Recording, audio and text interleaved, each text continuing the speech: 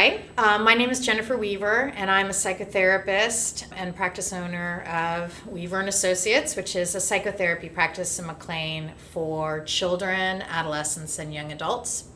We are guests of the Safe Community Coalition's Managing the Moments, and we're really pleased to be here. This is Nicole Bryant. She's my wonderful associate and resident expert on connecting with children through play. We work with children and adolescents all the time, and we've worked together for many years. Yes. And love to work together. Yes. Love to talk about play. Yes. And how amazing it can be for children and their parents Yes. to really grow together, to help children grow themselves, to make new connections with them. So I'm excited to be able to talk to you about it. I am too, Jennifer, because I think sometimes with play, we think of it as sort of just a fun thing to do, something that lifts your mood, makes you feel happy, but it has a deeper importance to the child and to the family. And I know we're going to get into that today, so Yeah. I'm looking forward to sharing more about it. So you watch parents and children play all day long, because one of the things that you do, other than playing with the children yourself in therapy, is that you teach parents how to do therapy with their own children through play. And you watch them like through a camera and then give feedback. I watch you watch them Yes. and, Yes.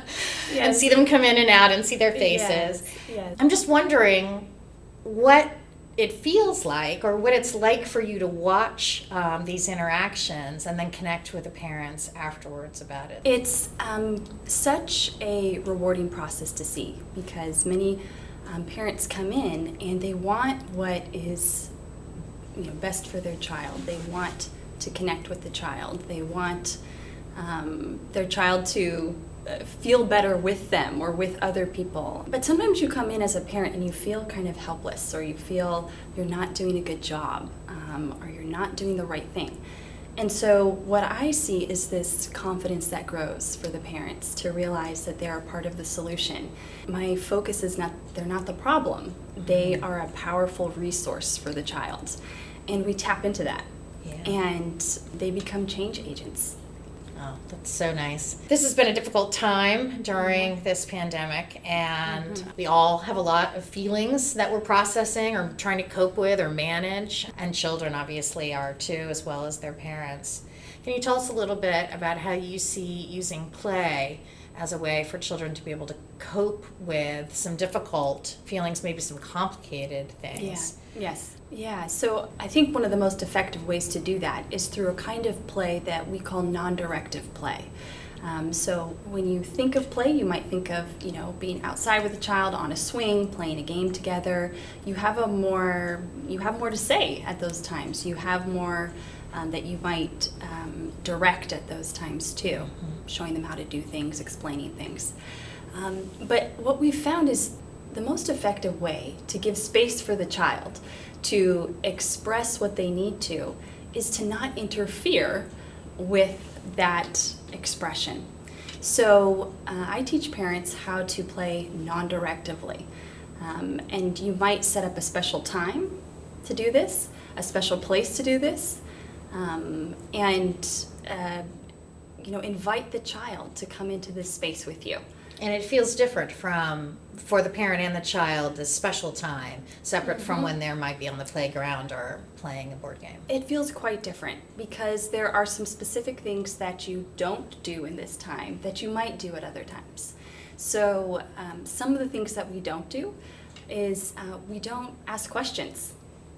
That's a common way for us to try to get a conversation going or something like that. It's hard for me. Yeah, it's hard not to do that. Yeah. But we don't do that. We also don't make judgments, so we don't praise or criticize. That's another hard one too. Oh, good job, I like what you did. We don't do that. We also don't teach them anything. We don't explain things to them. We also don't moralize, make judgments about what they're doing, say if it's good or it's bad, what they've expressed. And so holding back on these things really helps to leave space to get at the deeper things that are going on, what they might be feeling. But of course, I've just kind of wiped the slate away. Yes, what's left? What's left, you know? These are the typical things that we do, you know, with kids. Just sit silently? Yeah, I know. It can feel like, gosh, you know, you're taking away all the things that I would feel natural. And that are connecting. And that are connecting. Yeah. And at other times, they're fine. They can be very good to do. But instead, what we do, you know, two main skills, I guess you could say, is you track the child. So you just notice what they're doing. When your child was very young, you did this naturally. When they were, I'd say before they started to walk, is when you did this naturally. You would notice, you know, they reached for something. Oh, you want that. Oh, you're looking at the tree outside, you know, as they directed their gaze elsewhere or something like that. We do it naturally, but as soon as they start to walk, we get into, don't do that, watch out. Yeah. And so we kind of drop that skill, but we come back to it. So just come back to that skill that you already knew when they were young. The other skill. That's a really lovely way to put it. Yeah. It gives me a good feeling as I listen to you about it as well. Yeah, So it's natural. It's yeah. a natural thing to do that. But I think it feels less natural as the child gets older. I've had parents say to me, "Oh, that sounds very robotic," or like my kids can be really annoyed by that. Do you find that's the case? Yeah, you know, occasionally the child will notice that you're talking differently. Uh-huh. You know, and you are, and there's an adjustment. You know, just like if you got a new haircut or got glasses, you know, they're going to notice. They're going to notice that you have shifted the way you're talking. But they get used to it. If they do kind of wonder about it, some children say nothing at all. And I think, you know, they really enjoy your attention. Yeah. So there's the tracking. There's the tracking. And then you said there was a second skill. There is, which is really important. That's empathy or showing understanding. This is really naming the child's feelings as they come up. Dan Siegel has a wonderful phrase, name it to tame it, which is that if you name the feeling, it becomes more controllable for the child. It becomes more manageable. I think we can quote Mr. Rogers here too, who says when feelings become mentionable, they become manageable. Yeah. So empathy is achieving that for the child. And there's a neurobiological action that's happening with that when you do that name it to tame it. When you name a child's feeling as they're having it, which may feel presumptuous at the time, like because you're not supposed to ask questions, so you can't say, "Do you feel sad?" You can say, "Oh, you seem a little sad." Yes. And then that may feel presumptuous, but something neurobiological happens in the brain where we're trying to connect that prefrontal cortex, the thinking language part, with that feeling state. Yes. That's the taming part, is once we get those connections going. Right. Exactly. So each time you name a feeling for a child, or a child names a feeling for themselves, they're going to have a little synaptic zip.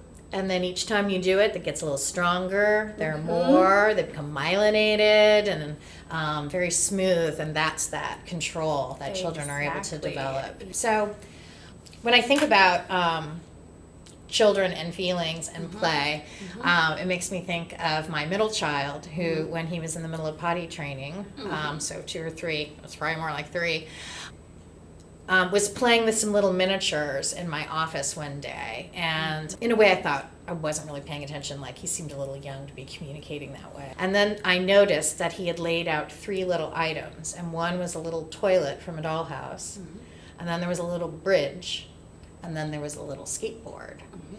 And I remember thinking, oh, he's really sure. He's like, he has it in his mind that he's gonna, if he can conquer this potty thing, he could be a big boy. And maybe and skateboarding to him, like he just watched a big boy skateboard all day long. So to him, that's the next step over this bridge. And it was so cute to see that, a little worry, but also that hope and that growth.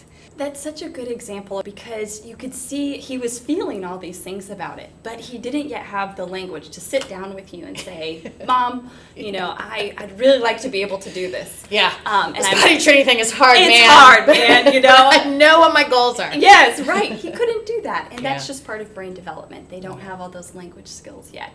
And so play is, you know, we always say as play therapists, you know, play is their language and toys are their words. You know, play is what allows a child to communicate, you know, what is going on for them, what their experiences are, what they're worried about.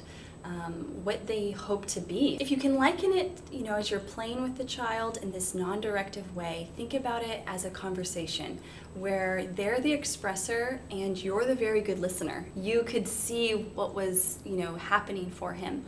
And maybe you did some tracking or empathy, around that, which brought more meaning to him, which might have helped him to understand what's going on for him better. And that's the goal here, is to help the child to understand what's happening for them. Could you give an example of what, if you saw a child do that in your office, how you might provide some empathy? Yeah. Or tracking and empathy, those two examples? Yeah, so, let's take the example of Milo. So let's say he came in, and it's very likely that a child might do that in my office. And so as he was playing, and he had those items set out, I might say, you'd really like to be able to, use the potty. You'd really like to be able to do that. You'd really like to be able to skateboard. It's really important to you that you do that. Now, you can even do that with a very young child. Yeah. They can understand more than they can express. So that's, getting at some of the feelings. You'd watch his facial expressions. You'd watch that face and see, what feeling do I see there? And then you say it. You're really worried about that. Let's take another example. You're really angry that you can't figure out how to do this yet. You're really frustrated that you can't get it right. So those are some empathic statements that you might give to the child just as they're working. That's beautiful. It is. And so when you talk about that process of how it helps them and Yeah. their parent, can you Yeah. talk a little more about that? About the relationship too? Yeah, so it helps the relationship, it helps the child, and it helps the parent in those three distinct ways. And I'd say there are 4 ways that playing with your child helps those 3 areas. So the first is that a child, playing with your child, offering tracking and empathy, being non-directive. The first way that it helps is it helps a child to understand their feelings. And when a child understands their feelings, they can cope with them better. And if they can cope with them better, it builds self-confidence. The second thing that it achieves is it builds trust in the relationship. If the child knows that you are going to listen to them when they show you that they're angry, or if they say it, then they're less likely to need to show you in indirect ways, which might be hitting their sibling or Having a tantrum. Exactly. Having a tantrum. So For older kids, rolling their eyes. rolling their eyes. Yeah, they know that it's safe to express feelings. Whining too. Yeah. Yes. The third way is that it builds warmth in the relationship. And when there's warmth between you and the child, they become more open to hearing about your ideas on things, your thoughts on things. They're more receptive to you. The fourth way is that it's such a powerful method, this combination of empathy and being non-directive, that helps a child learn to problem solve. It helps them to think about their problems themselves and come to a solution with it, to resolve it in some way. And when they can do that, if they can do it themselves, they remember it better, and they're more likely to carry it out rather than you telling them what you think they should do to solve it. One of the things I know that's hard for me when I'm doing play therapy with a child in my office or with my own kids is when they were little is when they can't put something together or they're getting very frustrated about something that I want to my natural tendency is to want to swoop in. But that last point I think is really what you're talking about by letting them just be frustrated and sitting with them in that. Exactly. Because that not swooping in, that's part of that non-directiveness. Right. You're not going to come in and direct them which way to go, unless they really, really were asking you. That was really what they wanted. But many kids they really want to feel that self-mastery of solving it themselves. We all do. Yeah. We all want that feeling. And not fixing it for them allows them to hear from you that you believe they could figure it out themselves, Yes. or they'll ask for help if they need it, if they Yes. decide. And that allows them to feel a little more confident in themselves that way, too. That's well said, because there can be an implicit message when you swoop in that you don't think they can do it. Yeah. So I just have one more question for you, because Yes. I feel really excited about this, and excited about the idea of parents playing more with their children in this special way. Yeah. But I can imagine this being stressful for parents to hear, especially in the middle of a pandemic when we're all struggling. All of our bandwidths are less than Yeah. they normally are. To add something new, I'm wondering sort of what you're imagining in terms of expectation of and what would be the payoff if they were to really invest in this way. I mean, obviously these are all payoffs, but like, Yeah. could they get a payoff the rest of the week if they really invest, or Yeah, you yeah. know? Yes, so the time commitment isn't as much as you might imagine. It's, in my practice, I recommend once a week for 30 minutes, 20 to 30 minutes with your child. Just carve out some time, tag team it with your spouse. They take the other kids and you're with one.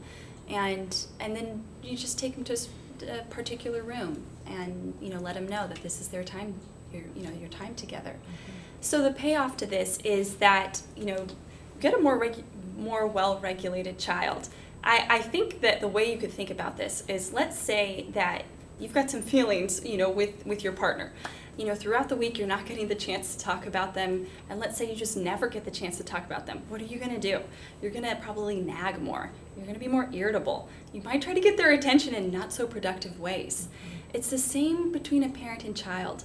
So if you set aside just this sort of it's this time together where they can converse, play out what they're feeling, the rest of the week they are less likely to engage in problematic behaviors. There's better connection. They're more open to you, just like you would be with someone that was important to you who took the time to listen to you. I totally see that. Yes. Makes me think I better go home and talk to some of my loved ones this week. Yes. In a play session. In a place, maybe so. Maybe that'll be really good. Yeah. It'll be more fun, too. Yeah, it will be more fun. Yeah, and that playful piece, of course, is part of that warmth you were talking about. So there's tracking and there's empathy. Yep. There's a lot of things not to do. No praise, no questions, no rescuing, as you teaching, said. no rescuing. I know a lot of parents sometimes might feel this feels like a little overwhelming, like there's no way I'm going to pull this off. Yes. So can you just talk about people don't have to do this perfectly? No, they don't. Okay. They don't have to do it perfectly at all. There's research, actually, that shows that even if you were just with your child and let them lead the way, that non-directive piece, that the payoff is substantial. So even if you forget to track or you forget to empathize, if you just let them lead, there's a payoff. I'd say then if you want to bring in that empathy and tracking, even better. Yeah. And you're going to get more benefits. Yeah. So you don't have to do it perfectly. We know, too, that if you just attune to your child, if you just pay attention 30% of the time, that is so effective for them. That is so impactful for them and has the positive effects. And you mean 30% of their day, or Yeah. And so you could be off most of the time. You could be off. You can even be off in these playtimes. But there's something you're describing about presence or being attuned, just that's really where the magic lies. That's where the magic lies. Yes. So it's being in the moment with them. Yeah. It's noticing what they're doing. It's giving words to what they're doing so that they understand themselves better and they feel more connected to you. Yeah. It has remarkable effects. The more you do it, the more effects you see over weeks and weeks and weeks. Don't be discouraged if you don't see things right away. It takes time. And I'm sure that families will see the effects that I do every week. And it's perfect timing to be talking about something like this because we're in the middle of a pandemic and we're moving from fall to winter where people really are going to be shut up. There's going to be less light. We're not going to be able to be outdoors as much, and they're not going to be able to play with their friends as much either. Yeah. So being able to really take advantage of this during this time and seeing this as a kind of gem in the midst of this difficult time, and maybe something really beautiful can happen too along with some of the hardships. Well, it does again and again. Yeah. So I have confidence in that. It's nice to talk to you, Nicole. You too, Jennifer. All right. See you around. See you next time. Yeah.